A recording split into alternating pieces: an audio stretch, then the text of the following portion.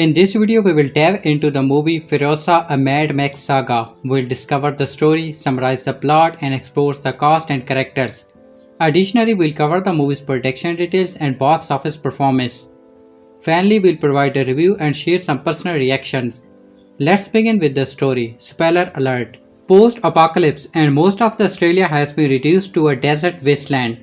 However, a tribe called Waverly of the Many Mothers lives in a scheduled oasis.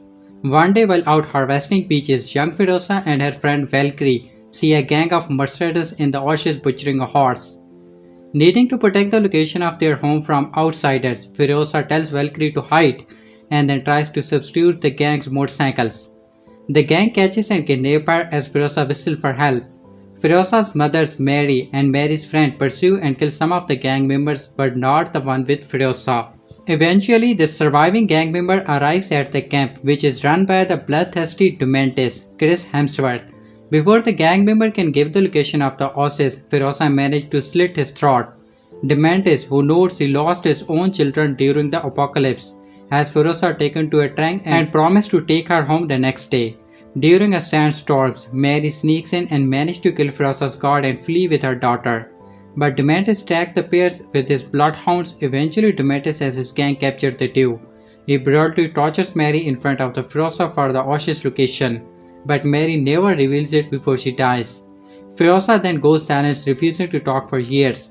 The only thing Furiosa has to remind her of home is the seed from the peach tree that she was harvesting. Furiosa is kept as Dementis' prisoner, although she often offers to her his daughter. She is forced to witness as his gang grows in size and brutality.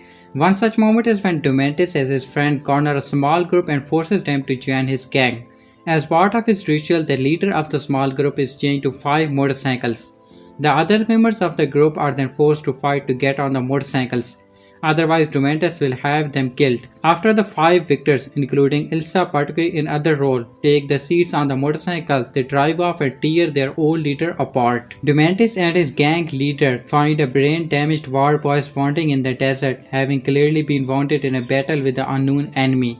The war boy tells Dementis of his home in the citadel, where there's plenty of water and food. While looking through the war boy's gear, they shot off his rear gun and it dyes Dementis' beard red, much to Dementis' player. Dementis as a gigantic gang drive into the citadel, a fortress built with rock formation that pumps clean fresh water from beneath the surface into a cistern at the top of the rock formation, and tries to turn the people against their leader, a man named Immortan Joy. Joy, along with his aide the People Eater and sons Rictus and Scotus, mocks Dementis. He has his war boys lob explosive into Dementis' gang from high and use cornice to host away many of their vehicles. Dementis retreats with what remains of his forces but begins watching the citadels. He learns that the citadel trades foods and water from gas from nearby gas towns and bullet from another nearby place called the Bullet Farm. Dementis and his forces manage to overrun one of the citadel's transport trucks called a war rig on its way to Gastown and uses it to sneak in his warriors. Once inside, Dementis' soldiers ambush Gastown's forces, open the gates, and Dementis takes over. As the new man in charge, Dementis opens negotiation with the Joe, threatening to use a remote detonator to blow up Gastown if Joe tries to kill him. Joes agree to increase the amount of water and food sent to Gastown in exchange for Furiosa. Healthy women are rare, so he hopes to one day have her as a breeder, and for the organic mechanism, a man with medical knowledge. Dementis rejects the deal, saying that Joe will not separate him from his daughter, but Furiosa speaks up for the first time in years and says she is not his daughter and that she wants to join the citadel. Dementis then accepts the deal. Furiosa eventually manages to escape the room where Joe keeps his enslaved wives and breeders. She then dresses as a boy and begins to work with Scout's team, building new vehicles and deadlier war rigs. Years pass and Furiosa, played by Anaya Taylor-Joy, is now a young adult. Having proven her mechanism mechanical, she is a highly prospective crew member. Furiosa continues to pretend that she is mute. She secretly hatches a plan to run away that she can return home. Patrician Jack is Joe's best driver, having never lost a war rig during transport. As he leaves for his most recent run to Gastown and Bullet Farm, Furiosa sneaks abroad by strapping himself to the undercarriage of the war rig. Unfortunately, the war rig is attacked by a gang, the splitter of the Dementis gang, and were exiled from Gastown. A major battle ensues with the gangs using all manner of glider and flying vehicle against Jack and his crew. After the battle, Jack and Furiosa as the only survivors. Furiosa tries to steal the war rig, but Jack manages to stop her. The pair then talk and Jack offers to make Furiosa his apprentice so that she can learn everything he knows about vehicles and combat. With the knowledge, she can make a proper escape when the time is right. Furiosa accepts his offer. More time passes and Furiosa is now a patrician and Jack's second in command. Moreover, the two have fallen in love. One night, as Jack and Furiosa talk in a hurried carriage atop the citadel, Jack says that he believes Furiosa is ready to make a break for freedom. He also confides that he spotted her because her parents believe that nothing is more important than fighting for a cause, and he believes he is finally doing that by helping her. Jack then asks if Furiosa will let him come with her and she agrees. On the next run to the Bullet Farm, the farm's leader, the Bullet Farmer, tells them Gastown is starting to fall apart and he and Joe should attack Dementis, while he is distracted by the Scott. When the pair arrives in Gastown, they find that the community is indeed in chaos and on the brink of collapse. Despite the fuels and shipment, many of the people are starving due to Dementis' mismanagements. As the food and water are unloaded, Dementis arrives and requests to meet with Joy and the Bullet Farmer to discuss how they can restore order to Gastown. He then provokes the season to riot and Furiosa and Jack merely manage to escape alive. When they report the news to Joy, he calls the Bullet Farmer to the Citadel where he and his sons and advisor David what to do. They eventually decide to attack Dementis and others with persuasion to go to the Bullet Farm to bring back all the emu they can carry. After receiving their order, Furiosa and Jack decide to escape during the mission. At the Bullet Farm, the Citadel forces are attacked by Dementis and his soldiers. Dementis has anticipated that Joe and the Bullet Farmer would try to take all the emu and kill him. So while the farmer was gone, he launched a surprise attack against the farmer and took it for himself. The war boys are quickly killed off and Jack is trapped inside Bullet Farm. He yells at Furiosa, who avoided the trap to escape while the launches a one-man attack on Dementis. She refuses to abandon him and enter the Bullet Farm willingly. The two of them manage to make a merciless escape. Enraged by their defenses, Dementis and his forces pursue the pair. Despite their best efforts, Furiosa and Jack are captured by Dementis, who does not recognize a fully grown Furiosa. To punish them for their hope and love, they chains Furiosa up and then has Jack killed by being dragged to death by a motorcycle and eaten by his bloodhounds. During the spectacle, Furiosa shone off her arm that was handcuffed, substitutes Dementis' vehicles and escapes. She returned to the Citadel, impelled to the help along by Mad Max Rocksteady, who is seen watching her as she crosses the desert. She tells Immortan Joy and the Bullet Farmer about all that transpired. She then vows to personally kill Dementis. War ensues, led by Scottish. As the war is waged, Furiosa builds herself as mechanical arm and then drives out to the front. There she sees the Scottish has won the war. Although Dementis' forces had been defeated, Dementis escapes into the desert. Furiosa follows Dementis into the desert, killing his last romantic allies as she stalks them. Eventually, Dementis is the sole survivor of his once mighty gang. He wakes up one morning to find that his canteen has been split open, his motorcycle destroyed and his weapon emission of ammo. Furiosa confronts him and after a brief struggle he surrenders to her. As she tortures him, he eventually realizes who she is. Rather than fear her, he is overjoyed to be reunited with his daughter. He says that Furiosa will be his true successor as she will be now be guided by bloodlust and vengeance. As he is. Furiosa repeated his claim saying that she will prove she is nothing like him. Several different endings are presented by the narrator of the film. One of is that Furiosa simply shoot and killed Dementis. Another one is that she tortured Dementis in the same way he tortured Mary and Jack. But the narrator then revealed that Furiosa says what happened. Furiosa claims that she brought Dementis back to the Citadel. There she planted the peach tree and inside of him the tree grew, outbred out of his stomach and bearing new fruit of his rage body. The film then ends with Furiosa smuggling Immortan Joe's wives into her war rig so that she can liberate them from the Citadel's enjoyed tyranny, as seen in the Mad Max Fury Road. Now let's talk about the main cast of the movie, that is Dementis as Chris Hemsworth. Born August 11, 1983, Melbourne, Australia, is an Australian actor who came for fame for his role as Thor in several Marvel Cinematic Universe. Early life and career. Hemsworth's mother was an English teacher and his father was a social service counselor. His two brothers Luke Hemsworth and Liam Hemsworth also became actors. The family moved back and forth between Melbourne and the outcome community of Bulbourne, Northern Territory, eventually settled on Phillip Island. Hemsworth's first acting job came in 2002 when he played King Arthur in two episodes of the fantasy television series Jamward Jones.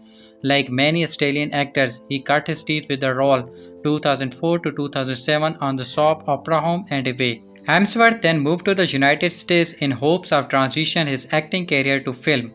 He was cast in the role of Captain Kirk's father in J.J. Abrams' 2009 movie Star Trek, and the same year he played a mercenary hijacking in the thrilling A Perfect Gateway. He appeared in the minor action movie Cash 2012 before his first outing as the title horse god in Kenneth Branach's Thor. The movie told story of Thor's eroing beaching of a peace and being ambition to 1960 century art to learn humanity. Hemsworth's light, self-seeking, and human touch in his portrait of the comic superhero made the film a hit and launched a popular franchise.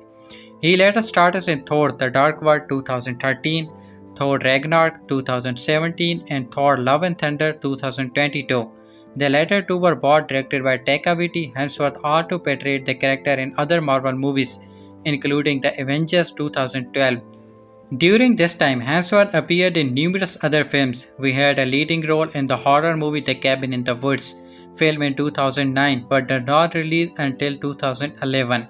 He then portrayed the Huntsman in the imagination fairy tale Snow White and the Huntsman 2012, a character he repeated in the less successful The Huntsman Winter Wars 2016. Other notable notes include that Formula of One race driver James Hunt in the Ron Bird critically praises Rush 2013, a computer hacker in Marshall Man's crime-thrilled Black Hat, and a sexy representation in blockbuster Answer the Call, a gender-flip remake of the classic 1984 comedy film. He gave a well-received performance as an underestimated Green Beret captain in the Afghanistan War story 12 Strong 2018. Hemsworth also played a secret agent holding alien affairs in Men in Black International 2019 and a heroic mercenary in the action movie Extraction 2020.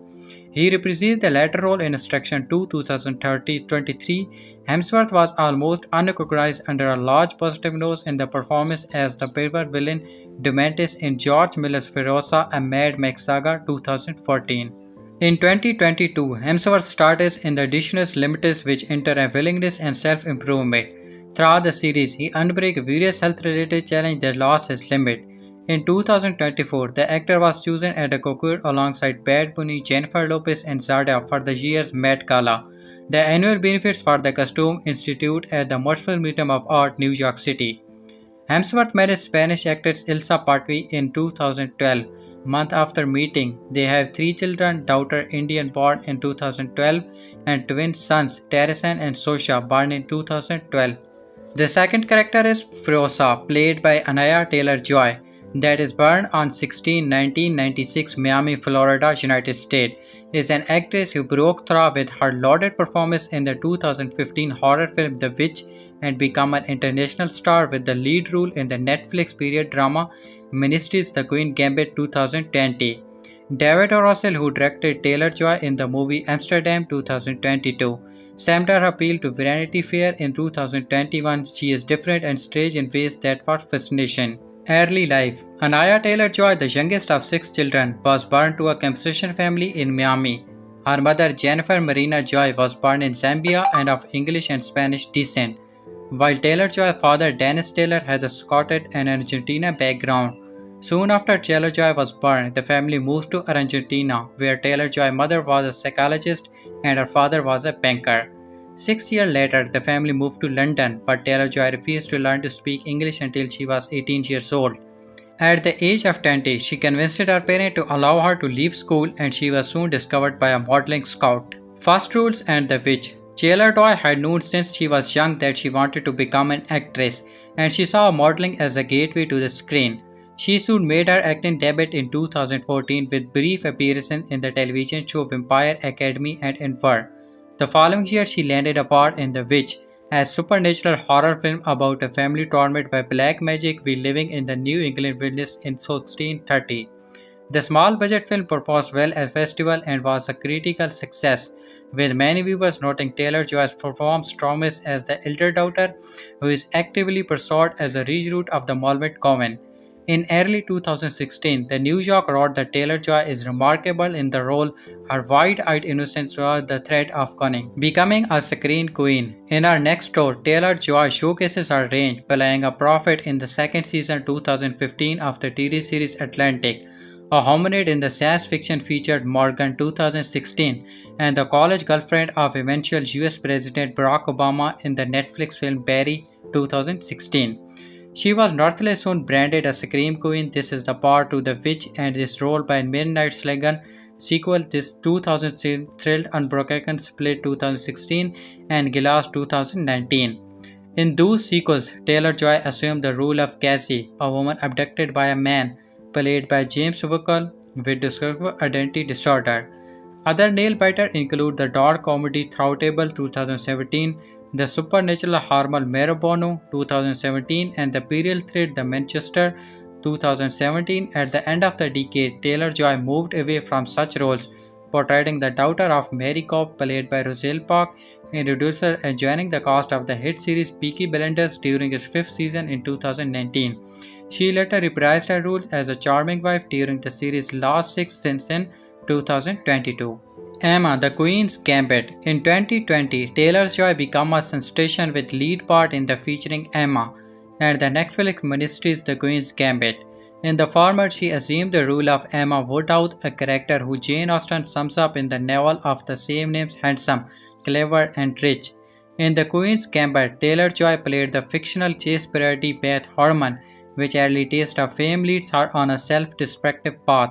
The show was a massive success as the record of 62 million households turned into the series within 28 days of its reveals, and sales of chess sets surged by 125% in the same period. In a 2021 interview with Vanity Fair, Taylor-Joy occupied, who used to joke on that we were bringing sexy back to the chess. We didn't really think that's what people actually think. Her performance in both projects earned her two Golden Globe nominations, one for Best Performance by an Actress in the Motion Picture, Musical or Comedy Emma, and one for Best Performance by an Actor in the Limited Series, Anthology Series or Television Motion Picture The Queen's Gambit. She won the latter. Other roles from the 2020s. Taylor-Joy continued to land headlining part in the early 2020s. She took a role as a Russian sources in the new Motland 2020, an action movie based on a character from Marvel Comics. X-Men states as aspiring singer in the 1960s in Last Night in Solo 2021. A psychological thrill directed by Edward Wright. Retreated with the witch director Robert Egg in Northman 2022, a drama about a Viking avenging his father's murder. And joined the started cast of Amsterdam, a quickly comedy directed by Russell. For a role in the dark comedy The Menu 2022, Taylor-Joy was again nominated for a Golden Globe for Best Actress in a Motion Picture. In 2022, Taylor-Joy quietly married musician Malcolm Recre, holding a ceremony in Venice a years later. Taylor-Joy began 2024 with a brief unscripted cameo in Dallas Wilson blockbuster hit Dune Part 2 as Alia Station, the sister of lead character Paul Estrie. Both the available said interview that they hope she will appear in a potential third installment in the series. She followed that up with perhaps her most prominent role to date, Imperator Furiosa in George Miller's Furiosa Mad Max Saga, a prequel to the Mad Max Fury Road 2015.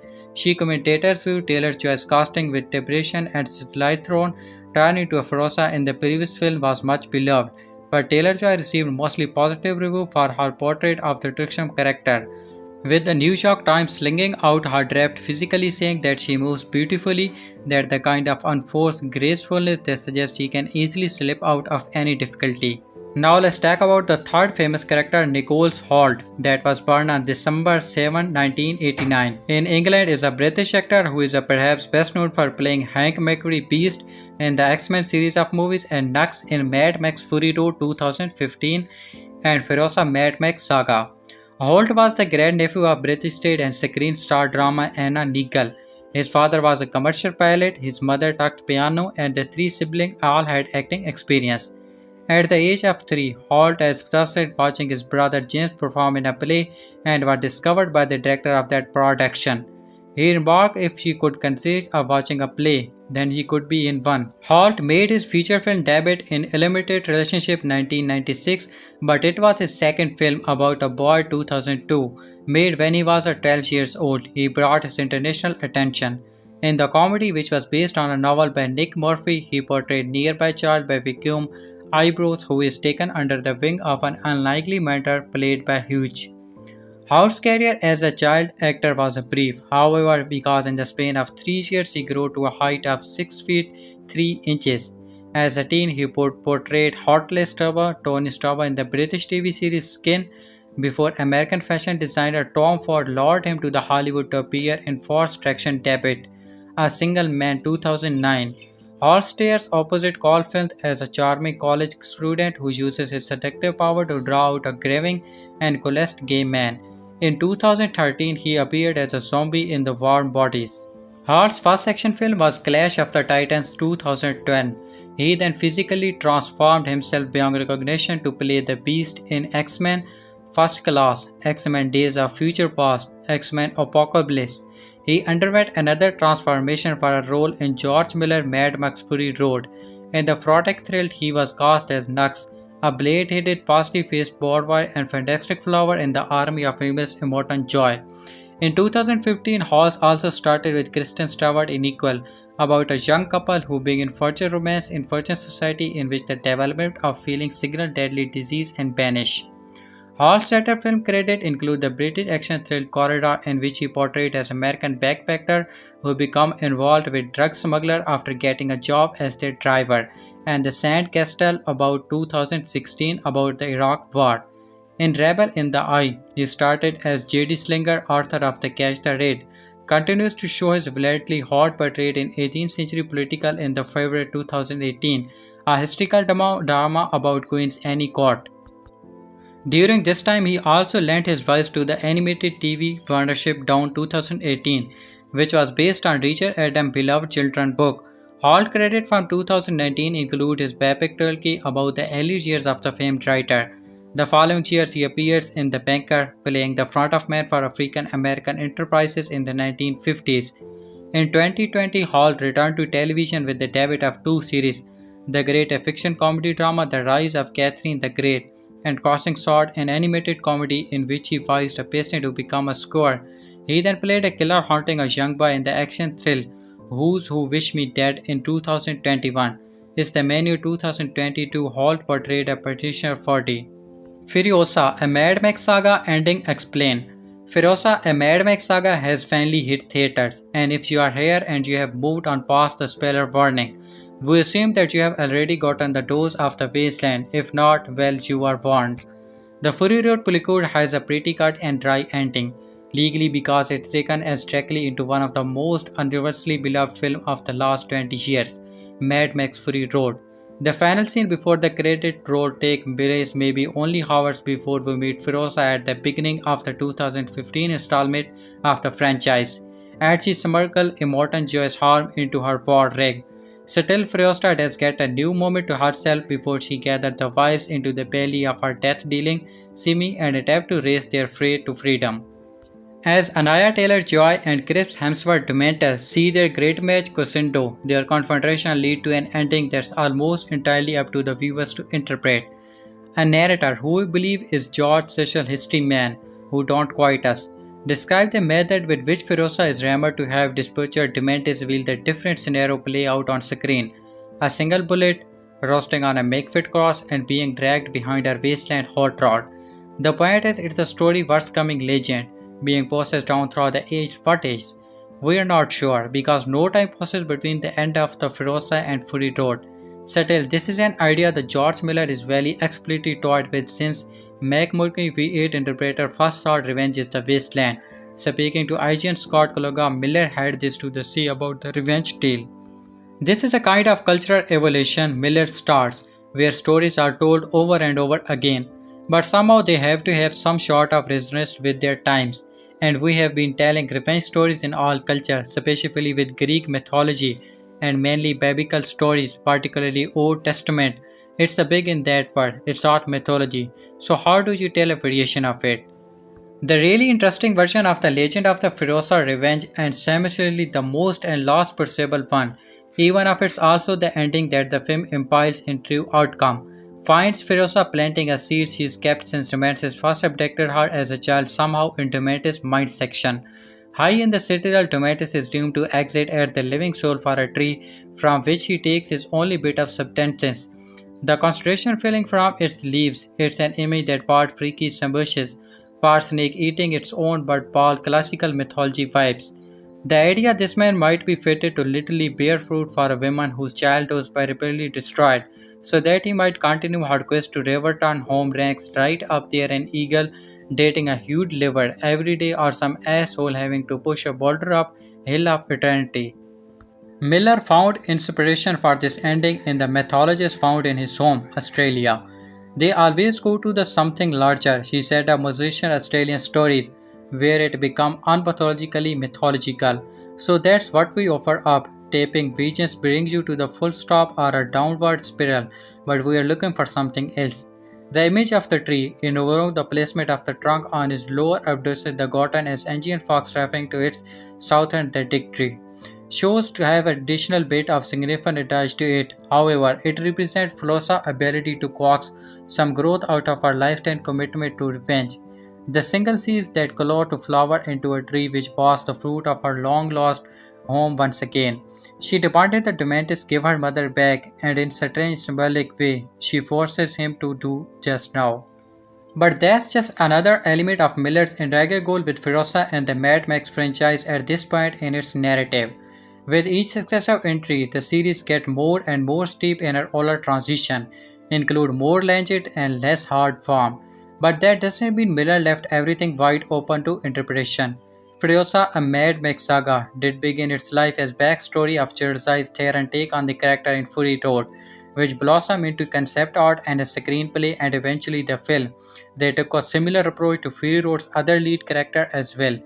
We did the same for Max in the year before we met him in Fury Road, that was written not as a screenplay but as a novella, Miller's explained. So we had those two stories and everybody including the cast, every designer, every member of the crew got as the way of understanding that was happening in the Fury Road. There are very specific design organization ideas behind them all. But will the warburger done by Miller and his team in undeclaredly extension? What happened in the wasteland? The wrath of all should still be taken with a grain of popularity diction sand. As Miller put in, while taking to us about the tree, I shouldn't interrupt what it means. It's for everybody to take what it means.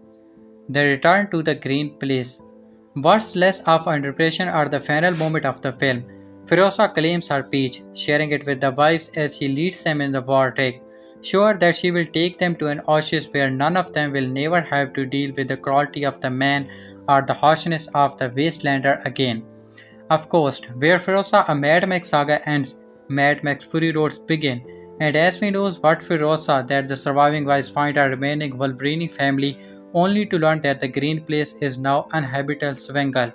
As for what happened next, well that's a different ending explained. So what did the ending of the film mean to you? Did you like the scissor reel of Fury Road that played during the end credits because oh man did he run home and watch that one again? Let me know about it in the comment section. The question is, do you have it to you to make it epic? Regardless and totally dranked as a Dr. Dementis, Chris Hemsworth is making small talk with Furiosa Inhaler Toy Joy, who is no mood for idle chatter the moment comes toward the end of the movie. By this point in the film, Furiosa is a single-minded, film-eyed drinker with crucified power tool for an arm. It's a great line, which Hemsworth delivered with a lipless Richard, but given the brand modern action slide that has preceded the change, it's a question that is probably redundant. This is a George Miller's picture. After all, epic is all part of a day's work. But even by the standard of the previous film in the Mad Max series, Fury Road is the coolest in tone. But there are marked differences between the two pictures. There is a huge marauding monster of movie. See it on the biggest screen if you can. Let the thunderous rumble of customized war eggs shake your sheets, and the saber angry ochre culture played grin in itself into a prose. As a single suggest, we follow the backstory of Furiosa, the character played in Fury Road by Charlize Theron. Here, she is performed as a child by Alelia Brown and a young woman by Renea Taylor-Joy. On the physical resemblance alone, it's super casting. The two look almost uncannily similar. Beyond that, they are both independently impressive in the role. Beyond, let's see the wiltily calculation beneath the small of trauma and the little girl ripped from her mother and her community and forced to see things so children should witness. The Terror Joy is a player to watch in the action sequence which can take up probably 90% of the film. Her lethal agility, the cunning, is a refreshment compared to all the limbering muscle and firepower. She is tiny in comparison, she has most of the cost, but give her a grappling hook and set of wheels and I genuinely believe she could best of any of them. Her rake might be one of the forces that shape the young Furiosa, but another is kindness. Apology to the casting department are due elsewhere too, is particularly to whoever decides to unleash henceforth on the role of Dementis. It turns out he was born to play the bad guy, a commitment with a fake noise and a disgusted teddy bear. He despises the touch of the Millspawn tone persona he brought to Thor, but couples it with a dangerous palette of sentimentally and cruelty, with the side order of boiling ambitions and insanity. He bluntly muttered, I am bored, having just watched a key character get dragged to their death behind a motorcycle across cheese crater desert gravel border on Genian. Dementis is the braving leader of the biker gang who consider themselves a force to be reckoned within the wasteland. It's Dementis boy who abducted the young Furiosa. It's on Dementis' order that her mother is tortured and murdered. And it's Dementis who poses a real and grave threat to the way of the life and the place of abundance, what Furiosa people got from the savage energy of the outside world. Furiosa launches him with a passion that hardened with every passing fear. If Fury Road was a chase movie powered by hope for a better future, Furiosa is a revenge flick driven by hate.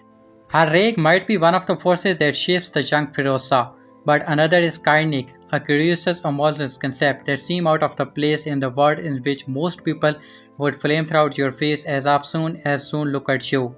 The kindness come from degenerate Rick Bertrand Jack, who forms an alliance with Furiosa and Montra as her driver, fighter and general Betes. Of course, evil tends to be more civilishly memorable.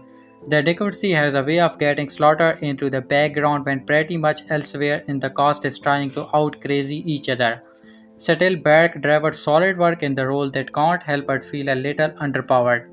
It's an unremarkable achievement by Milbel, a piece of world building that is fully reduced down to the lost disease touched on the lost barrier dwelling Margaret Farmer, and the action sequences are phenomenal. There is a niggling question for whether there is a much substance beneath the blizzard assault of the submersible. Your level of enjoyment will depend on whether you or not receive a message with the methane. For my part, the methane suit me just fine. The movie is in the theaters now. The question is, do you have what it takes to make it epic, says an undaunted Chris Hemsworth.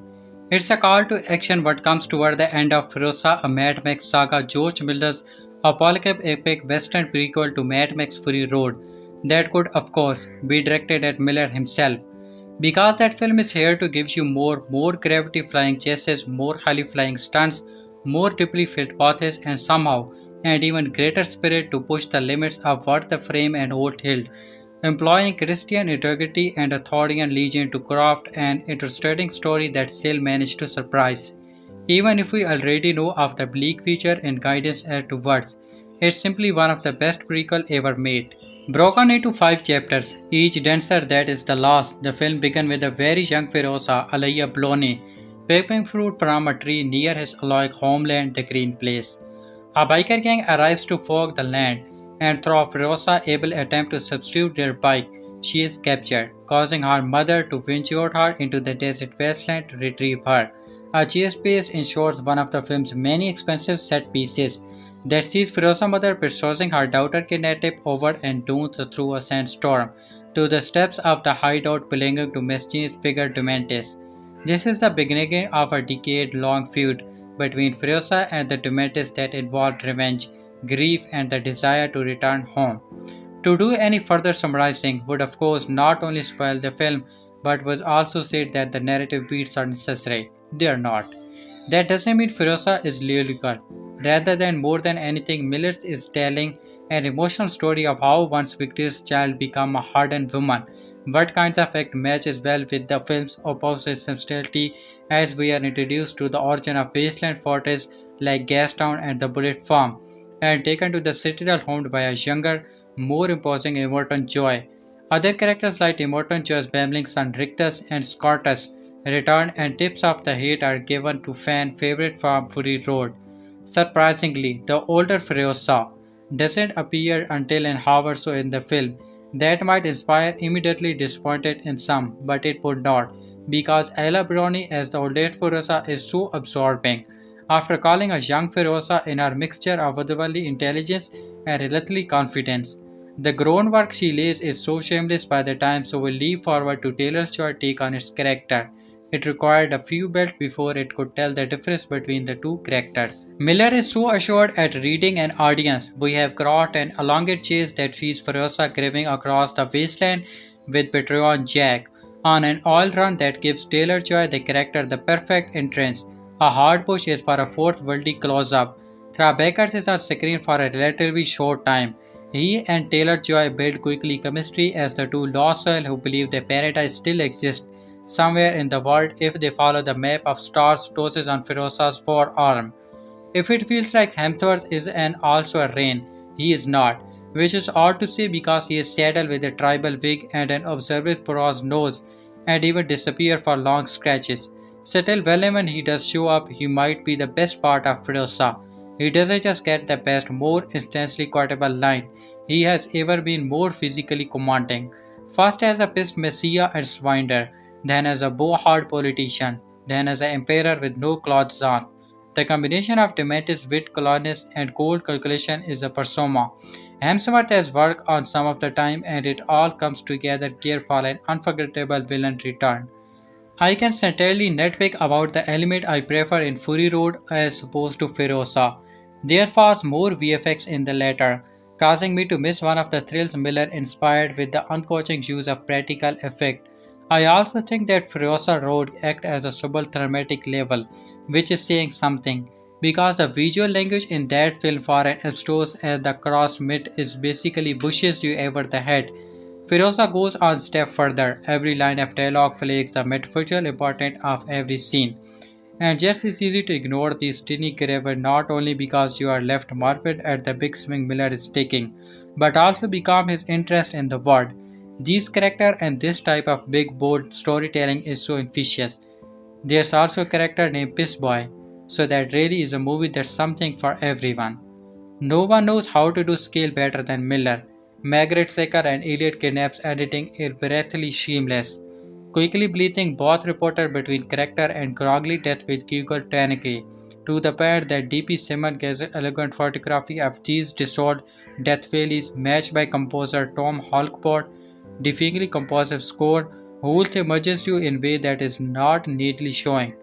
Each large set piece feels necessary, be aware of space and story, bringing with camera that takes delight in knowing exactly what will shoot or angle of the many battle we want to take in as it swerves between logging bodies, massive informs, monster trucks, a big rigs and over sand dunes.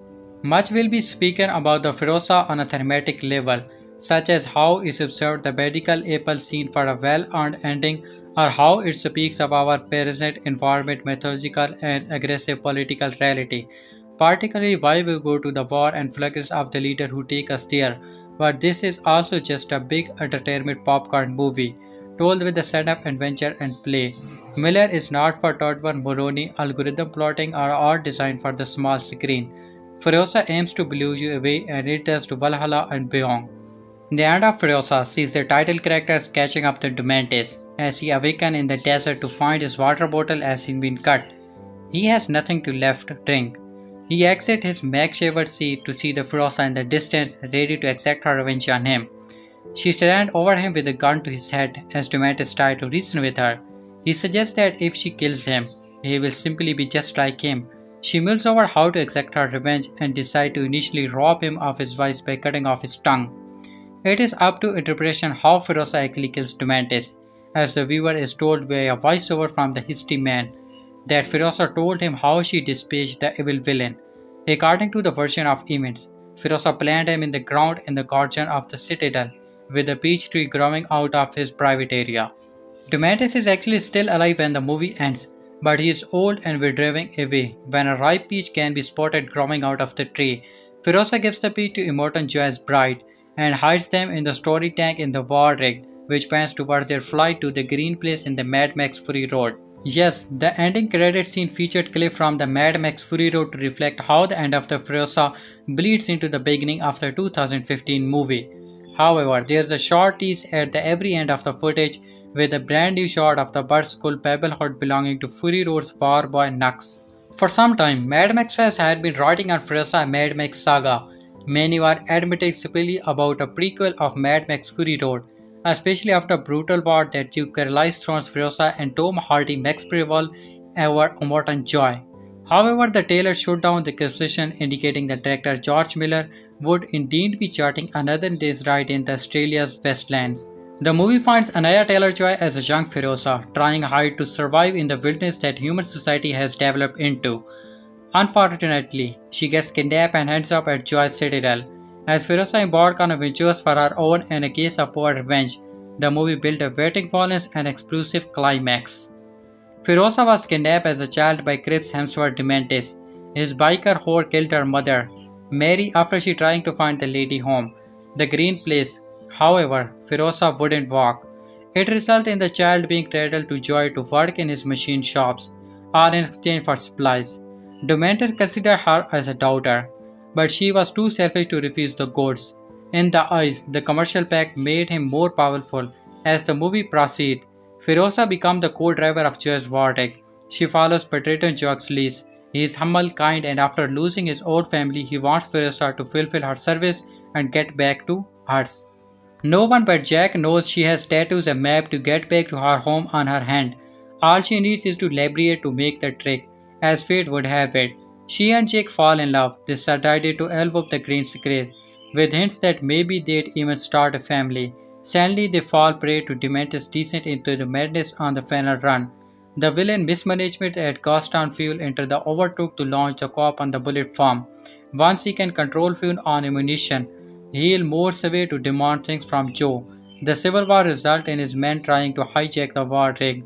A chase ensues with Furiosa rescuing a wounded Jack and escaping in a muscle car.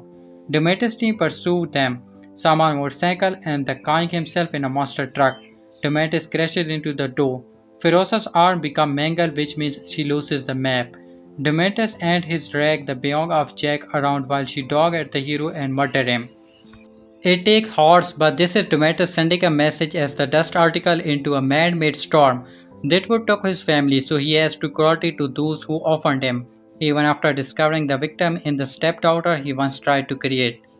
Many might say that this is not a Mad Max movie. Mel Gibson Max lost his family and went on a hunt in the older movies, while Tom Hardy Max was also a survival tale. Without Max's presence, how could Furiosa be a part of this saga? Furiosa's story is the line with Max. She lost her skin and needs to navigate the post-apocalyptic terrain. She also has to bend her ethical and moral code to do so. Part of her doesn't want to become a monster, but this is a cautionary tale where people are left with no choice. While Tomatis crew celebrate in the dusty cloud, they have no clue Furiosa has ripped her map, arm off and combination a bike to speed off into the hills. They pursue but fail to catch her. She is very much seeking vengeance in the way Max did. Ironically, when she gains distance and ends up roaming the desert on foot, the person who watches her collapse is none other than Max.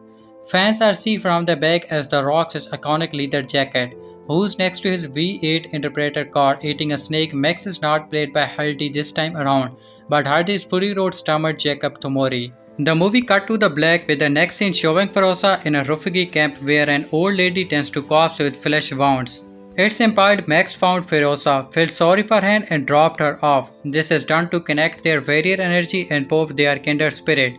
This is not a concise as they would find each other and partner up after Max uses up Enel Vox, a war boy, for his plant in Fury Road. Simply doesn't exist in the wasteland, however, this is a sequel and quite important. Furiosa flees the camp, unites the Joe's worker and reunites return to Joy's citadel. There she elaborates on Demetrius' plan to bait the army to Gaze Town, but hit them from the side as they were not supposed to know he has taken the bullet form. Joe's legion make a perceptive strike through his turn into a choice stage. Many war are claimed, but it allows Furiosa to shave her head and her fitness with a robotic arm to seek her lodge out. While Max is not directly involved in the war, he is the Catil for the funeral. This further ties into the journey where he suffered trauma after failing to save people he met along the way. Likely Furiosa is one of the merciless. The final showdown has Furiosa stealing a doomed body from Joe's sons Scottus and Rictus. She murders Tomatto's crew and captures his tractor. Furiosa struggles with what he has become. She wants Tomatto's to beg, scream and cry like her mother did. Furiosa thinks this will make her whole again and provide clear and resolution for her soul. But Tomatto's is not apologetic. He is battered and pursued, and review his nature cunning its course. Miller keeps his vengeance to what happened next. The narrator who records the citadel's history mentioned maybe Furiosa tortured and murdered Domantis the way he did others, or maybe she put a bullet through his child doll and his head. His particularly hypothetical ending is Furiosa Mad Ray, as if related to the loss of his win, so no reason to turn into a victorious villain who lacked compassion and love. However, the narrator says he knows the truth. Furiosa brought Amatus to the citadel, hid him in a cave, and planted a seed for a peach tree to go through him.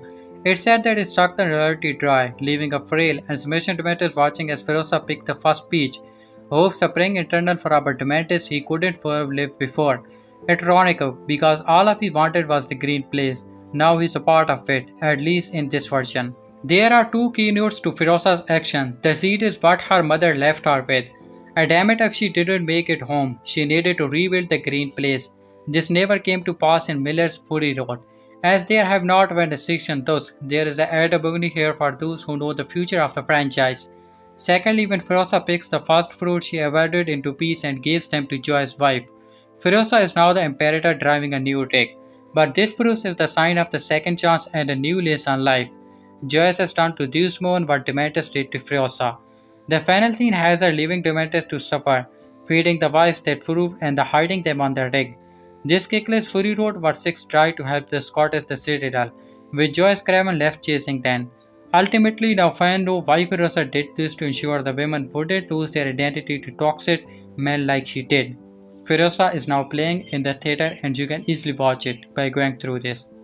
Now let's talk about the cast and complete production of the Furiosa Mad Max Saga movie. Anaya Taylor-Joy as Furiosa, Chris Hemsworth as Dementus, Tom Burke as Portratian Jack, George Chauvas as the History Man, George Hardware as the People Eater, Charlie Fisher as the Mary Chebuska, Nathan Jones as Rictus Ericatus, Davis Fields as Joe Jam, David Colonis as Swick, Alela Brownie as Young Furiosa, Lachie Hamry as Immortal Joy, Angus Jameson as Organic Mechanism, Ilsa Petwy as Wolverine Journal or Mr. Norton, Josh Hellman as Scottress, Rael Humana as Vulture, Gorgon Deckard as Octobos, Meteus as Fang, Guy Spence as Dr. Davidson, Carillius Ryan as Black Thumb, Tim Roger as Snapper, Ion Ward as Mr. Hurley, David Collins as Meg, C.B. Blomfield as Big Jilly, Ian Roberts as Sean Millis as Lone War Boy, Dallin Adonis as Little Valkyrie, Anna Adams as Wolverine, Lee Party as the Bullet Farmer, Peter Stephenson as Guardian of Gastown, Peter Samek as Wolverine, Josh Randall as Savage, Don Kirber as Corpse Milder, Richard Norton as the Prime Imperator, Shea Adams as Cannibal, Nick Canas as First Pick War Boy, Stephen Emerson as Shotgun Puerto-Rican, Ripley Whitson as Chosen War Boy, Shane Donas as Gastown Gate Watcher, Adam Thompson as Gastown Gate Opener, Natalie Nocon as Winchman, Adam Thespawn as Watchtower Puerto-Rican, Sheon Tong as Gastown Rider, Jamie Cloth as Gastown Gate, The Sixer Miller as Watchtower Puerto-Rican Guard, Malika Geswari as Pregnant Wife, Kima Bone as Immortan Harem, Jacob Tamuri as Dogman Max Mad, Brain Poet as Chakka Man, Ned Parwan as Immortan Harem, Spencer Kelly as Raka the British, Shivan Sisson as Weldon Recruit, Robbie Rowland as Lockout War Boy, T.C. Warner as Bobcat War Boy, Harrison Norris as Hayes the Wolverine, Sean Ritchie as the Nico Man, Nikos Anderson as Various, Marcia Corando as Wolverine, Matt D'Souza as Roddy Lomet, Hiroshi Saga as Gas Tower, produced by Pete Chipita as Executive Producer, Domain Entertainment, Rachel Giz as Associate Producer, Dean Hood as Associate Producer, Andrew Laurie as executive producer, Domain Entertainment, Doug Mitchell as producer, PGA, George Miller as producer and director, Anthony Tentator as executive producer, Des Moines Entertainment, Kerry Watson as producer behind the scenes.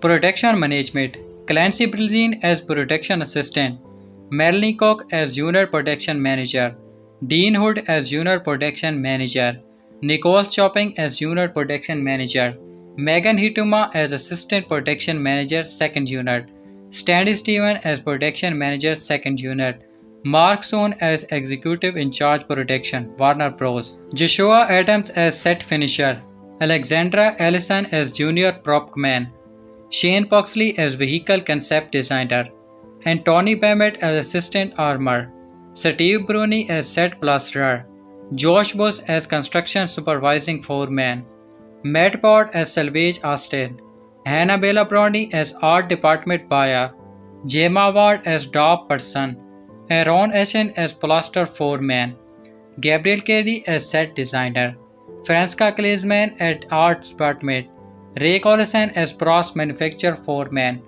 Damian Egan as assistant armorer, Demi Shilliard as swing gun, Dave Emmett as head armor, Laura Egan on set designer, Charlie Duglin as weapon standby, Tiffany Chook as weapon coordinator, Stephen Carroll as head culture, Tom Gibson as standby props, Grant Gibson as standby props, Dane Hallett as concept artist, Shona Huckman as green prosby, Beth Harris as design assistants, Mark Horman as on-set dresser, Doug Hamilton as properer, Greg Bolt as construction coordinator, Lollich Gilmore as painter, Tiskan Filzais as salvage artist, Aaron Joran as painter, Leach Kelly as leading staff hand, Annette Mickey as concept artist, Wingy Paul as Lizzie Milice, Daniel Martin as armorer, Dave Megan as set designer runner, Kate MC Cohn as assistant art director,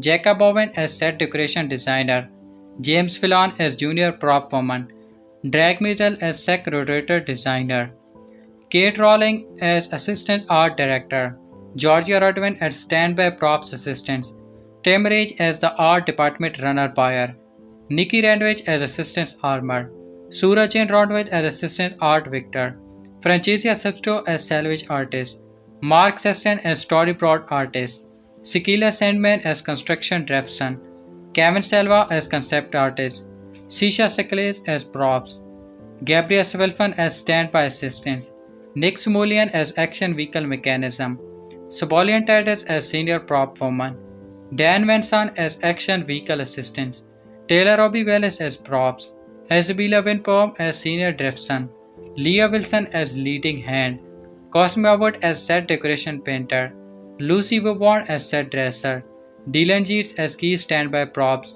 Lauren Witts as action vehicle coordinator, James Widley as sculptor, Charlie Jeets as standby props assistants, Tamal Teve as salvage artist, unscripted. Sound department: Simon Allen as additional boom operator, James Ashton as re-recording mixer or sound designer, Steve Cadwell as wireless technician, G. Don Copper as additional boom operator, Gonete Mikri as first assistant sound, Jordan Atasi as boom operator, Glenn Butnell as re-recording engineer, Docon Campbell as faulty mixer, Jill DeFees as international re-recording mix technician, Daniel Hatcher as re-recording engineer, Jenny Hobden as sound effect sound director, Tom Holquin as re-recording mixer, Seaman Collin as faulty assistants, Frank Lipson as sound effect recordist, Marison Orders as assistant dialogue and art editor, Adriana Mortis as foley artist, Robert McRae as re-recording mixer, Matthew Lee as ADR recordist, Steve Carr as first assistant sound, Tom Horizon as sound effect editor, Bob Osmo as production sound mixer, Claire Red as sound assistants, Sam Serkey as wireless technician, Tommy Tradewell as ADR mixer, Malcolm Solveig as sound assistant wand, Matt Woolley as foreign dialogue re-recording mixer, Tara Webb as sound effect editor, Sonja Selcott as second assistant sound, Erges Robertson as ADR mixer, Abby Potts as Anarchally Markets re-recording mixer. Makeup department: Amber Adams as additional hair and makeup artist. Robika Allen as hair and makeup and portion artist. Alice Edison as work experience makeup artist. Alice Borish as special makeup effect. Lara Jade Mirch as hair and makeup and positional artist. Lily Blake as assistant makeup artist. Nathaniel Cockery as possessive mouth maker. Emma Cornish as hair and makeup assistants. Bronnie Doughty as makeup and hair coordinator. Adriana Demetrius as additional hair and makeup artist. Emma George as hair and makeup potential. Michael Fang as contact lens technician. Samara Galdia as hair and makeup artist. Mia Harrison as makeup artist. Kandique Hickson as additional hair and makeup artist.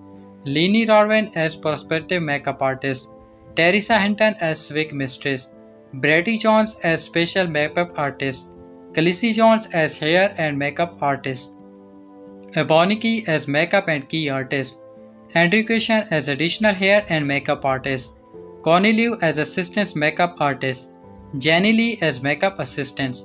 Tristan Lucas as trophy makeup artist. Monisha Madden as makeup artist.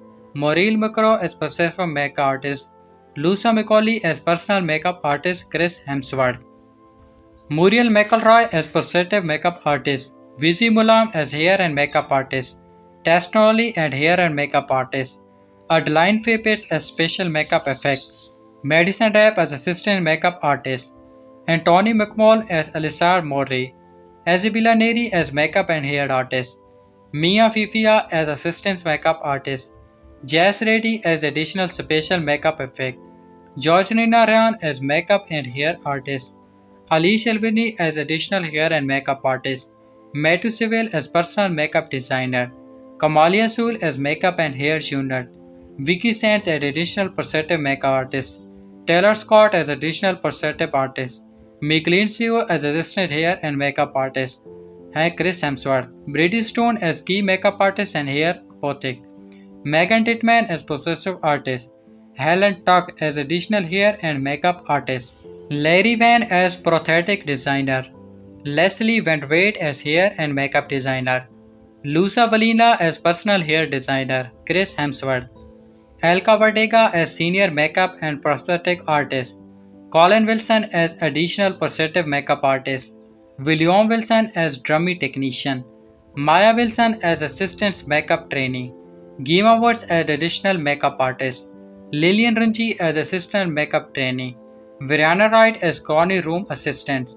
Maya Wilson as assistant makeup trainee. Now talk about music department. Sean Britt as assistant alternator. William Barton as musician. Craig Pocket as score engineer. Jonathan Beard as alternator. Alani Beckett as score coordinator. Colin Burke as music librarian. Cheng Chan as assistant storm. George Position as technical score engineer. Pedro Cochi as Doll Dog. Jordan Cox as music department.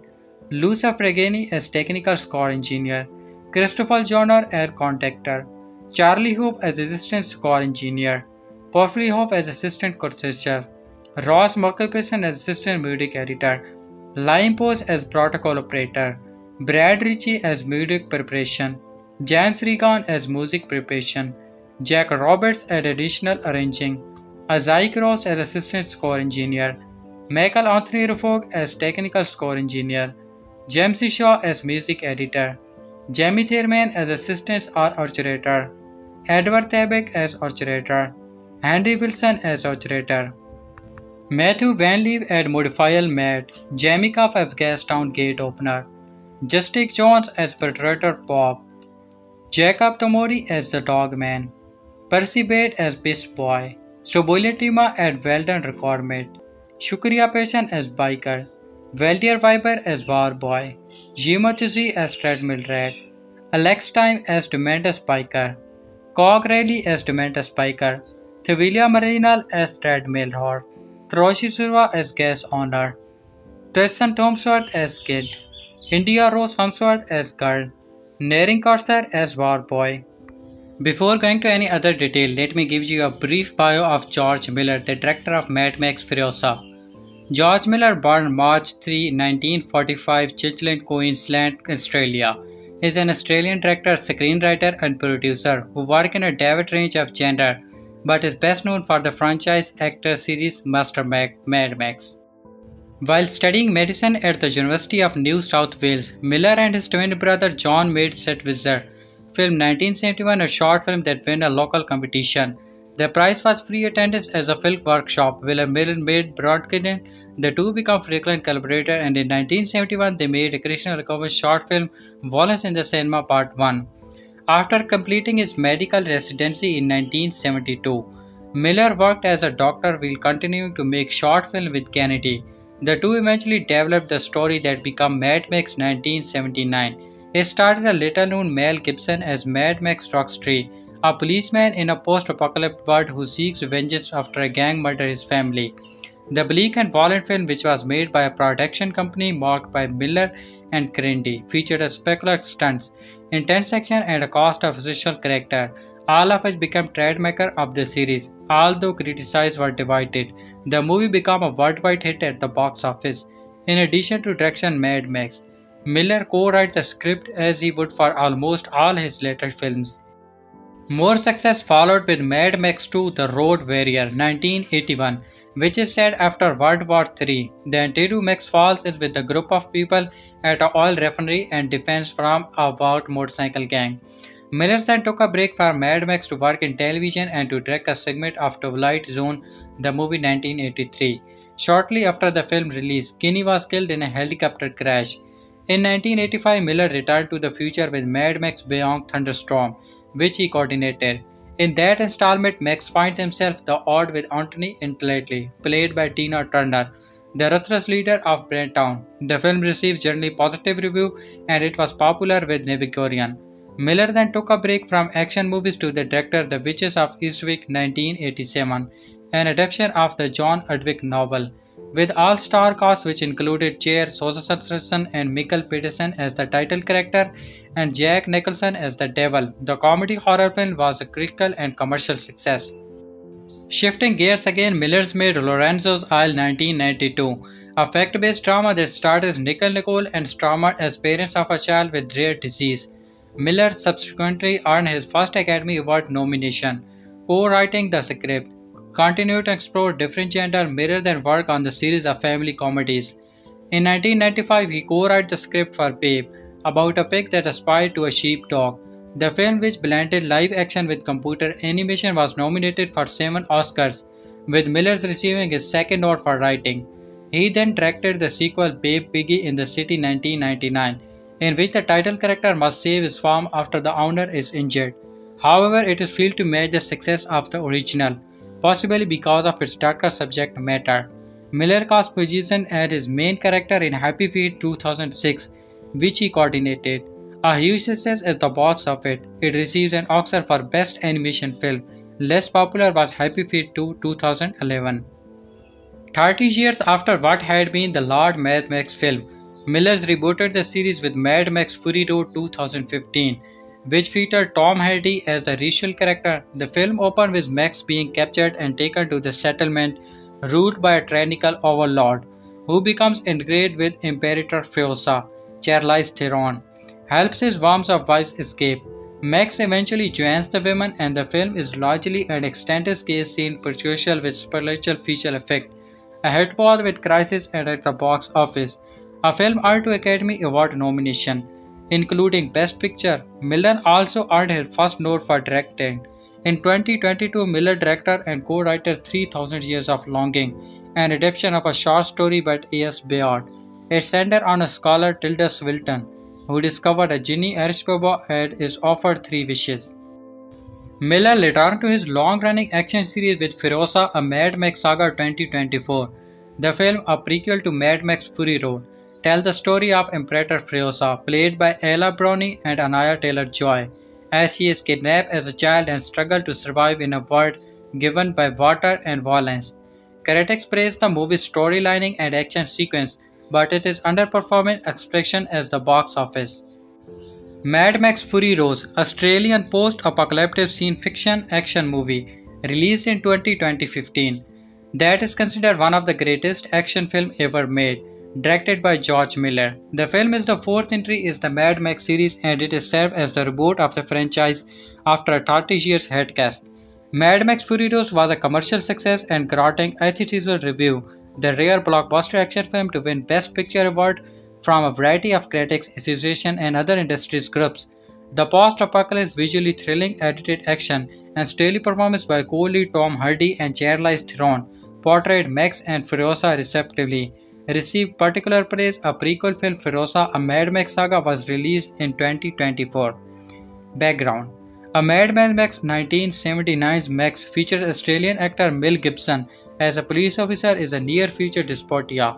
In its 1981 equal, the road warrior Max had been reduced to drifter Albert, unwilling to help a small community resist attack by bandit. Gibson played Max for a third and final time in 1985's Mad Max Beyond Thunderstorm. In Mad Max to protect a group of abandoned children as they rebel against the world anti-entity played by Tina Turner. The Mad Max franchise stood idle for years until film series creator Millers attempted to move forward with a fourth film in 2001.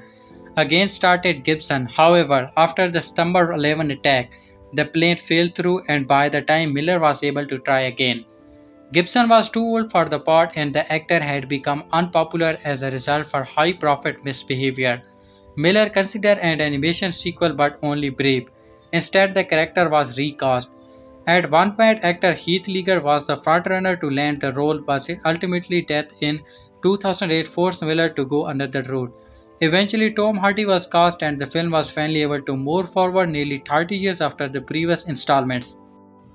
Premise and summary: Mad Max Furiosa is set in a post-apocalyptic Australia in which the warlord, a Morton Joy played by Hugh Key Brain, rules his authority by controlling the water supply. Max Rostensley, a former police officer haunted by the memories of people who failed to seize, is captured by Joy's war boys, a source of sickly but brutal warrior. Meanwhile, Joy's Imperator military leader Furiosa is charged with taking a tanker truck called the War Rig to a gold field from Joy's allies in Gastown. However, Furiosa goes off course, and Joyce realizes that she has betrayed him and facilitated the escape for his 5 captive wives, including the splendid and great, who is pregnant. Joe sends his war boy to bring his 5 wives back. Max is bound to a car and brought along a blood bag, attached by both a chain and a frustration line to one of the war boys, Nux to feed him healthy blood during to the pursuit. A battle commences in which Furiosa tries to protect the wives and escapes from Joy's forces, while Max tries to survive and free himself from his bonds. When Furiosa drives into a sandstorm to invade the attacking cars, Nux attempts to blow himself up to stop her. Seeking a glorious death, Max manages to stop him, but their car is destroyed by Furiosa. Max survives and drags the unconscious Nux through the desert, finding the wives and Furiosa, who is repairing her damaged war rig. Max holds the woman at gunpoint and forces them to help him escape, and the fight breaks out. Nux awakens and helps Max subdue Furiosa and the wives, but Max has no interest in going back to Joe with Nux and instead helping to hijack the war rig himself. However, he does not know the code to allow him to drive it, so he forms a tentative alliance with Furiosa and the other woman. They drive the war rig back towards Joe's territory, setting up a confrontation with him. Mad Max Furiosa grossed more than $380 million worldwide against $150 million budget, one of the most critically acclaimed films of the year. It was loaded of its explosive interaction sequence and a collective production design, and it particularly for Theron's powerful performance as Furiosa. In a 2029 Rogal Airbrit about the best films of the 20s film critics Thirsty Lemon located. The film won awards for Best Picture and the Best Director at the Australian Academy of Cinema and Television Arts Award, as well as the award for Film of the Year from the International Federation of Film Critics, the AFI, the National Board of Review, and many others. It was nominated of 10 Academy Awards, including for Best Picture and Best Direction, and won 6 of them: Best Production Design, Best Costume Design, Best Makeup and Hairstyling, Best Editing, Best Sound Mixing, and Best Sound Editing. Prequel: Millers continues the series in 2024 with the prequel Furiosa: A Mad Max Saga, The film depicts the disgraceful backstory of Furiosa, who this time is portrayed by a child Alila Brony and as an adult Anaya Taylor-Joy. Though generally praised by critics, it failed to match the construction box office success of its predecessor. Theoretical production, the planning, rehearsal, and presentation of a work. Such a work is presented to an audience at a particular time and place by live performers who use either themselves or animate figures such as puppet as the medium of presentation. A theoretical production can be either dramatic or non-dramatic depending upon the activity presented. While dramatic production frequently conform to a written text, it is not such a text that written in the fictional mimicking. Why the Mad Max movie don't need Mad Max anymore? It's a strange life in the wasteland where only those mobile enough to savage a patrol enough to prevail can survive. At one time, Mad Max was one fault hero in the world. But as creator George Miller proved with Furiosa and Mad Max Saga, there are many stories to behold in the survive that go beyond that of Max Trinity. One hand, spinning off a popular character into her own film is nothing new in these franchise had days, but in the case of Mad Max is much more complicated than that. Because almost from the start, 45 years ago, Miller has been creating through the world of Mad Max a motif that allows for the constant revenant and reformatting of the series, even while continuing to explore the core concept that the first tackled with the original film back in 1979. We have been telling revenge stories all the culture, military IGN.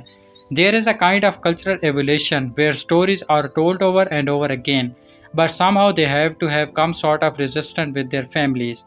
So start your engine, ladies and gentlemen, because we are gonna talk about why the Mad Max movie don't need Mad Max anymore.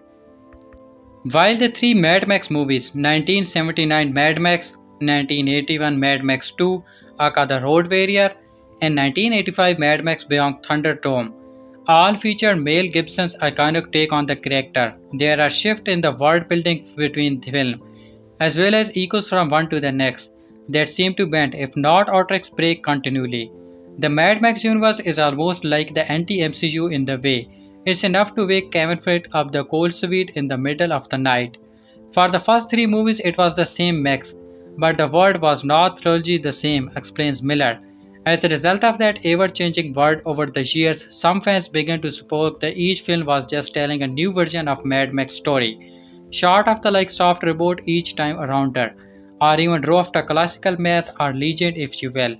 By the time we got to Fury Road in 2015, Mad Max being recast with Tom Hardy in the role, and the character, let's be frank here, was playing second fiddle to Charlize Theron Furiosa. Not only was Theron a bigger star than Hardy, but she need a rubber story act as well. This is where Millen come to realize the Mad Max could cast exist without Mad Max. It started with Fury Road. Remember the director, the first three Mad Max had only thing in common. That was Max, the character of Max. Each film was different. Each film for me was a different exercise, but none of them were connected. Now we are all in these latter years, we are in a different situation. In order to tell the story of Fury Road, we had to know everything about the world in which it was set. And so Furiosa's backstory was filled in with the screenplay and concept art all the way back when Fury Road was still being prepared. And now all these years later, the story is finally being told. Every story is driven by character, says Miller, and this was especially about the world of Furiosa. We had decided that if Fury Road worked, it didn't accept it to take this long, but we decided to tell that story next. But the thing about Furiosa, now played by Anaya Taylor-Joy, is that her story is very much version of Max's story. And Dementis Chris Hemsworth villain is the Furiosa film. Also mirror those characters, it almost as if Miller is telling variation on the same legend over and over and over again. The first Mad Max movie was not always meant to be set in a dystopian hellscape. Not the only came out because the production didn't have enough money to set me in the real world. Initially that was made to take place in contemporary Melbourne where it was shot. That would have invoked backstory of city street hiring extra, putting settlement in all nice looking cars while would have to stunts on those city street, as Muller pointed out. They just didn't have too many to do a French Connection or Bullet. So in Vendetta it became a straightforward story, he says. This made Miller could shoot on a desert street on the outcome of the city. Old and run-down building could serve as location and essentially the crappier something looked the better. The film became abstracted by being in a Dophifolia world, he explained. Indirectly looked into it. If you like a more objective word, I realize I am no longer obligated to make it realistic to the city I was living in and make it look like a controversial drama, and freed for that. We were able to then get much more if you like frauded or hyperbotic.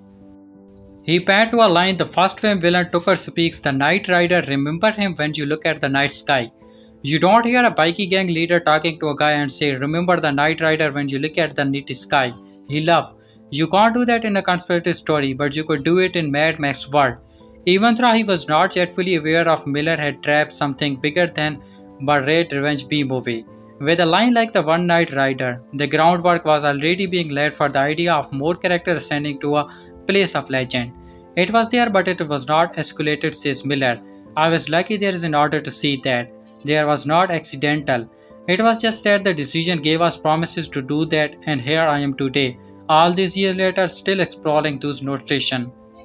When Mad Max was released, it was a huge hit in its home country of Australia, and it was also embraced internationally. In fact, the little movie went to become the most profitable film ever made at the time, due to its low production cost, a record that would not be broken until the Blair Witch Project came out 20 years later. But in North America, Mad Max was not a success, no doubt hampered by the limited release and the Australian actor being dumped by American voices. Still, that didn't really matter because foreign audiences were picking up on something in the film. It became a big hit in Japan, and the truth is, oh, Max is surreal, says Miller. Having an international hit on our hands for our first feature film is pretty impressive. Through Miller laughed now about an embarrassing accident from this period. They said you must have seen a slot of Furiousa movie, he recalls, and I said to my external shame, who's Furiosa? I actually said that, still embarrassed by it. I made it to the point, by the way, to see every Furiosa movie, and it had a huge influence by the filmmaking as it did on everyone else. By beyond learning about river foreign direction, the international reaction to the Mad Max proved to be entirely convincing for Miller. From Spain to Calva to France and beyond, the film was being interpreted in interesting ways. The Scavenger they said, oh, it's a lone Viking, says Miller. The French said it's a Western on wheel, and suddenly I realized we had it. It was more ethical in the same way that the American Western, a typical of cinema from the silent era, all the way through the recent time. They were allegorical stories in which you could explore the world and issues in more elegant way. Miller realized and his team had gotten lucky with Mad Max. They had kept it in on something much bigger than the story they thought they were telling. It started led him to the work of Joseph Campbell, the regional professor of comparative mythology, whose concept of the hero's journey has been criticized by George Lucas as being a big influence on Star Wars.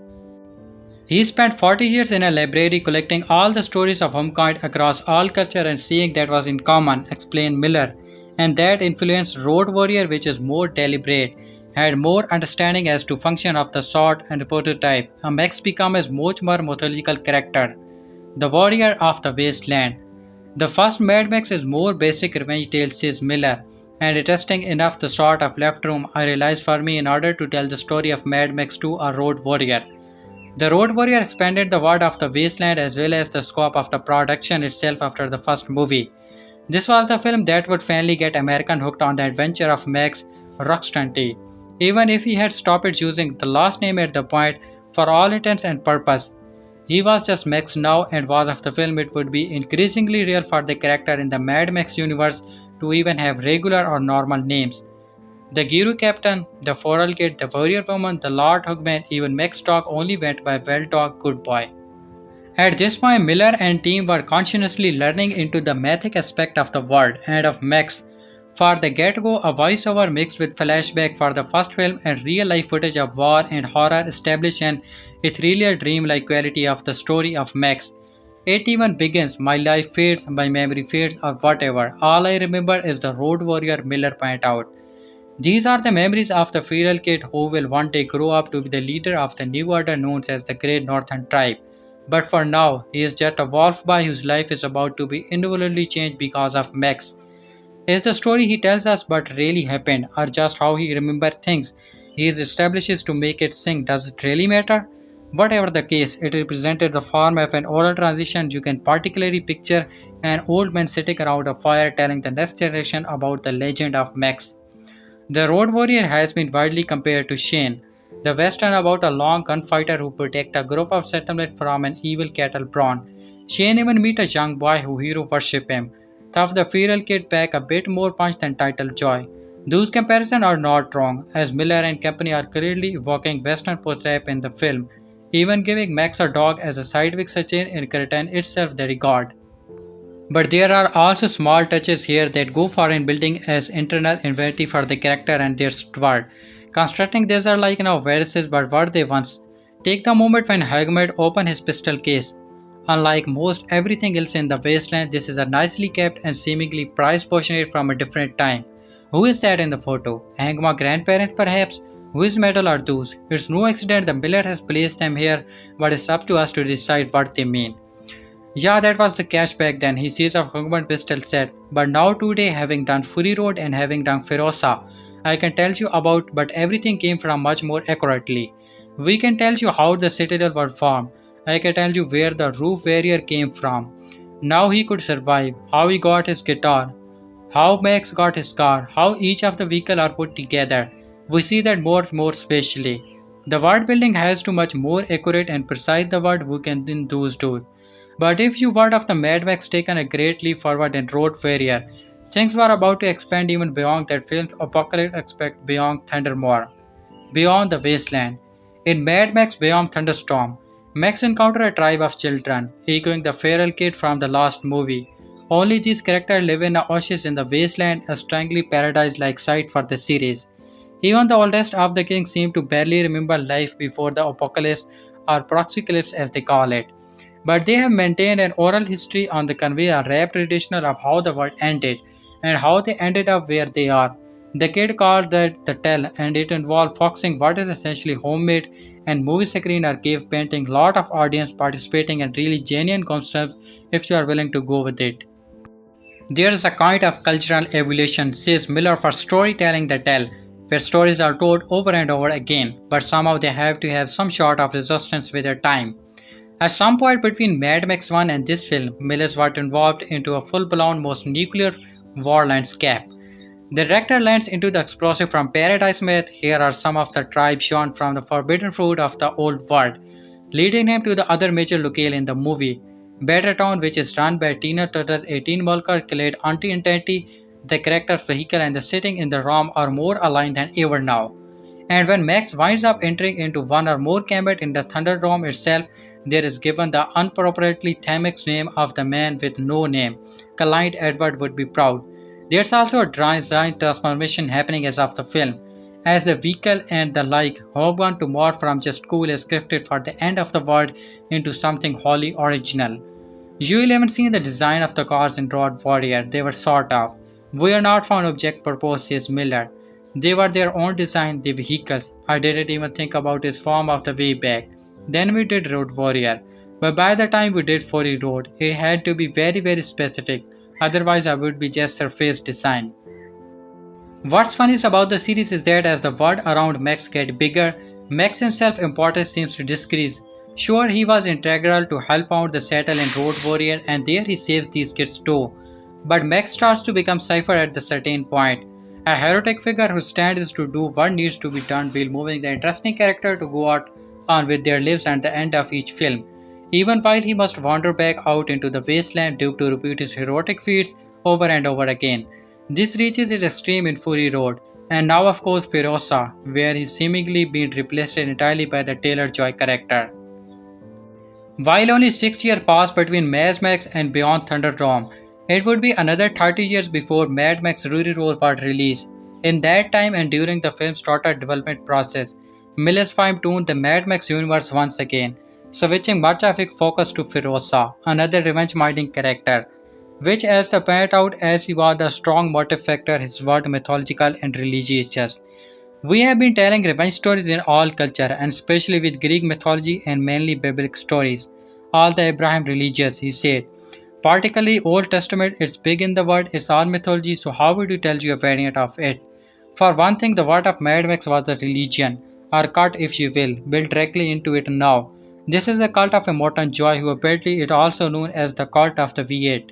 Even though that warmth is never actually the on screen. In the film, we mostly see the war boys worship in this way, apparently fighting divinity in the Power V8 engine, which after all can be the difference between life and death in this world. And really, this is not too far a leap for how Max V8 Interpreter is treated in the first two films, where we hear talk of the lost of the V8 Interpreters. Immortan Joy's godlike promises of an afterlife in Valhalla for the war boys.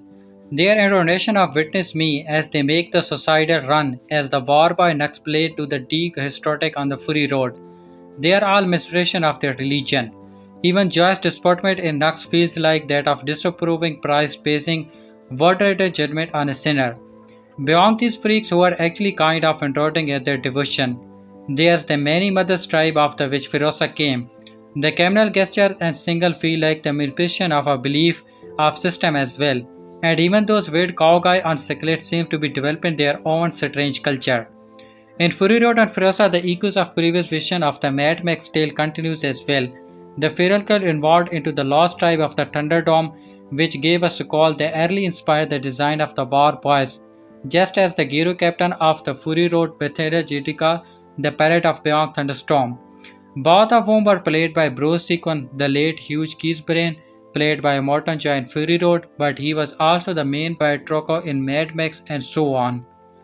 That brings us back to Furiosa and even Dementis, who fiction us mirror of that. All three have lost everything they lost in the wasteland, but such deal with their tragedy is different manner. For Miller continues the siege of Mad Max mean featuring out ways to tell the basic story of revenge, and they include doing so without Max himself sometimes. It's a myth, a legend, an artistic whatever you do call it, the BS telling time and again in new forms. That's the thing about all Vision's story that revenge takes two graves and there's no question about that, says Miller. So how you take it, Joe Byung? It feels very fortunate to live in a country where we have the oldest exchange culture and the decade Australian stories. There are at least 65 years old. There's no other culture at the continues.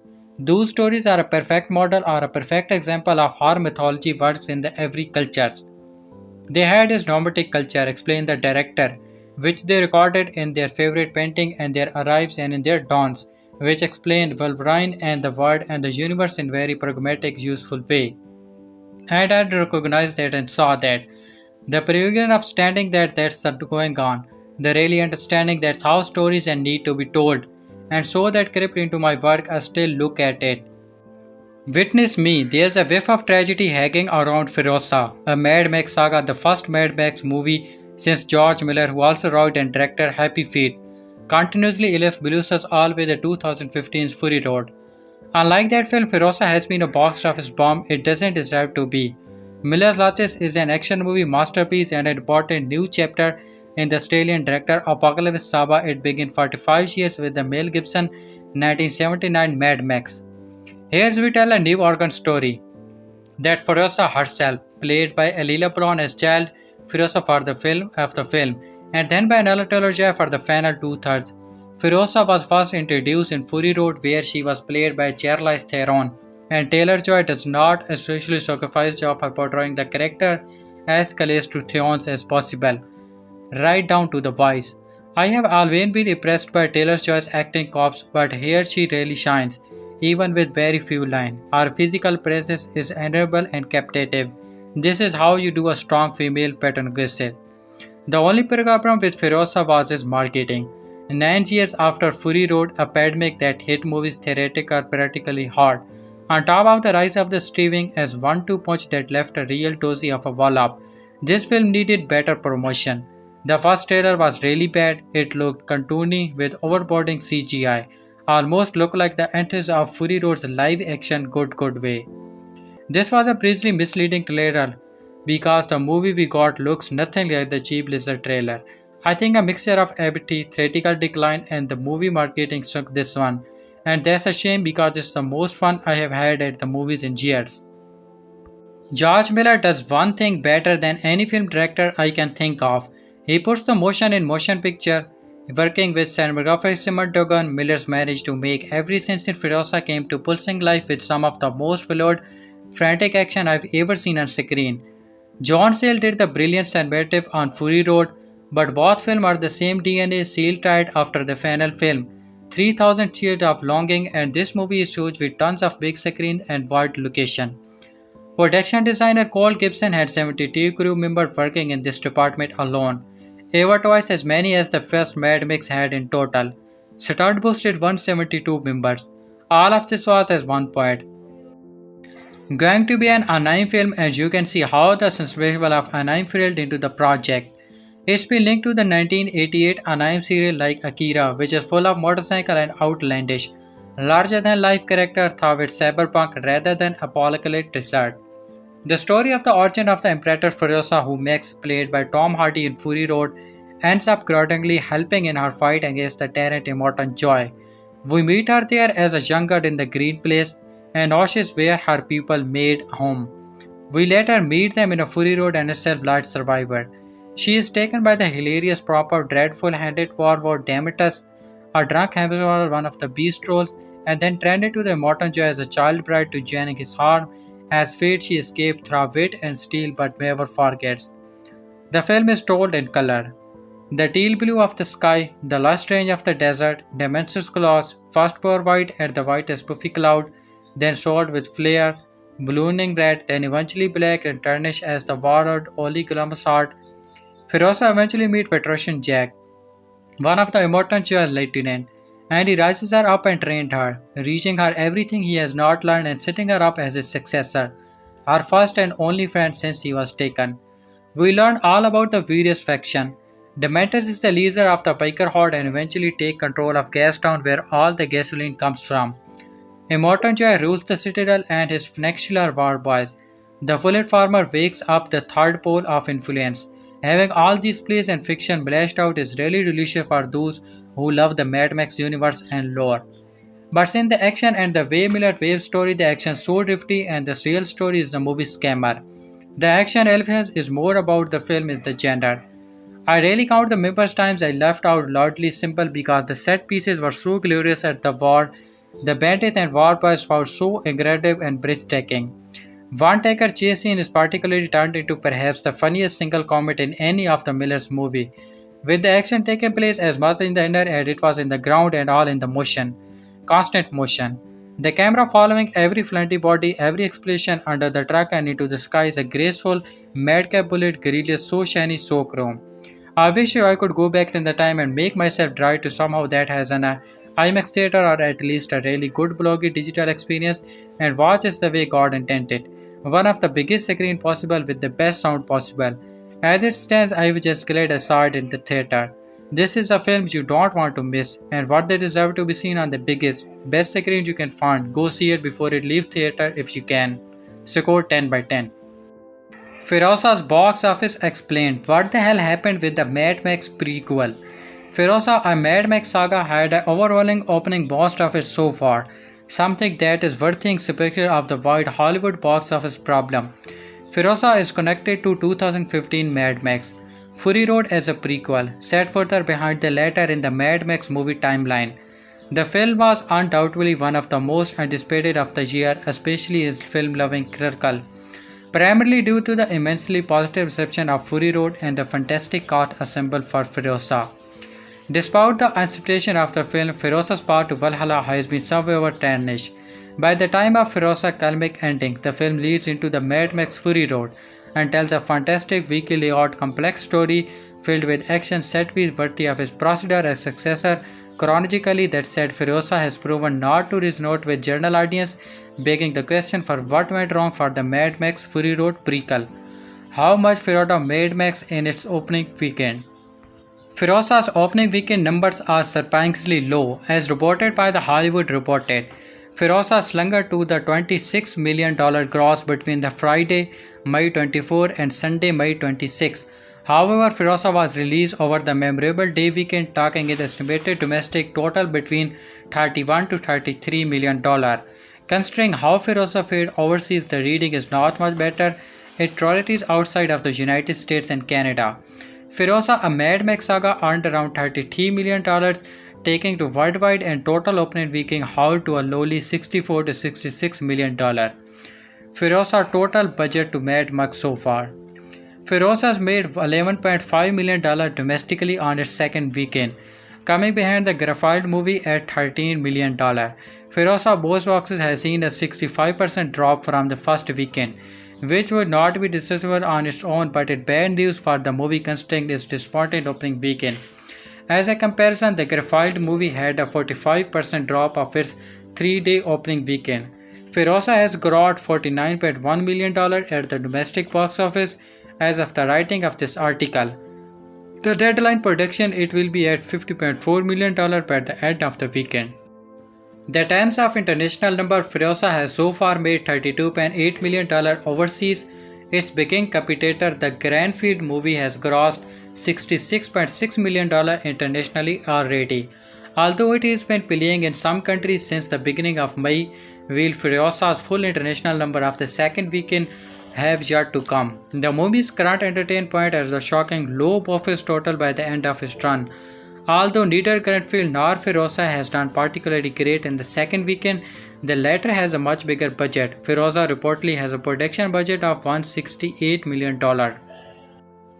Although Furiosa is receiving positive review, its box office return for its opening weekend are underwhelming. Many could point to the film itself and wonder why Furiosa specifically is not resonating with audience. Thought the issue is much broader than any other film. Instead, Hollywood as the whole has been suffering with the box office success in recent years, with a variety of reasons factoring in its disappointment attached to the failed movies. Furiosa, unfortunately, is simply the latest in a long life of underperformance movies that is the great reception is any to go by should be earned much more. The first problem facing Furiosa has affected other 2024 releases like The Fall Guy since the COVID-19 pandemic. The wait time be a movie ending its theatrical run and being released on digital media and increasingly shortening. The Fall Guy's poor box office was cheered off with the environment it would release on digital only 2 weeks after releasing its theaters. This shrinking wait time is causing audience to stop spending money in theater in favor of cheaper home video option, which has eventually impacted Furiosa 2. Aside from wider industry problem, Furiosa started as prequel to its like a contribution to its poor box office. In recent years, prequel to giant movies simply to story and the Hunger Games. The Blade of Stormbirds and Shrieks both have whip gross significantly less than other franchise installments. Furiosa is now following suit with a prequel to Mad Max Fury Road, obviously not high on the list of the stories generally audience desired. On the other element that could have ruined Furiosa's opening weekend was its competition. Although the only other film that was released over the 3-day memorable day weekend was Garfield, the film appealed much more to families. Any families who desired a holiday weekend threat tip will have chosen Greenfield instead of Furiosa given the latter's R rating and the former's childlike nature. That was proven by Greenfield almost indicating domestic opening weekend of $31 million across 4 days.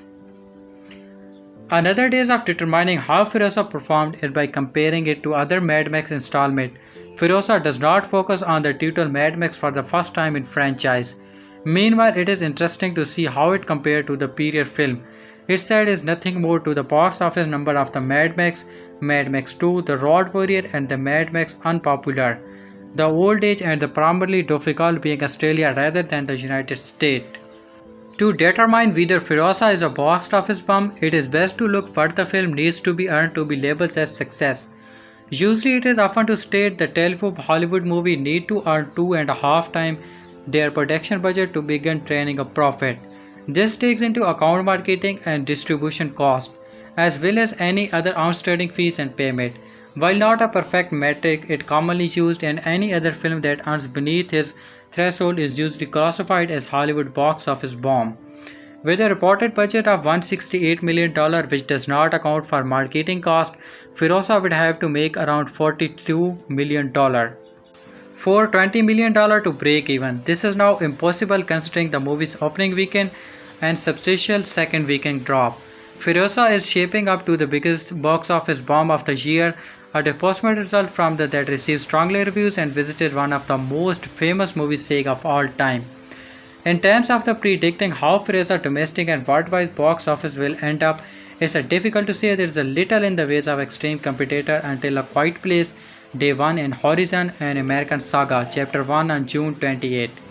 In the month between Furiosa and these two films, only Bad Boys Ride or Die could be seen as competition, and that lessened Furiosa box office, with the other major film Inside Out 2 likely only impacting Greenfield's success. Modern practice of word and digital sales make these predictions somehow less accurate, as a film success or leak thrill upon home release could indicate whether it's a failure or triumph.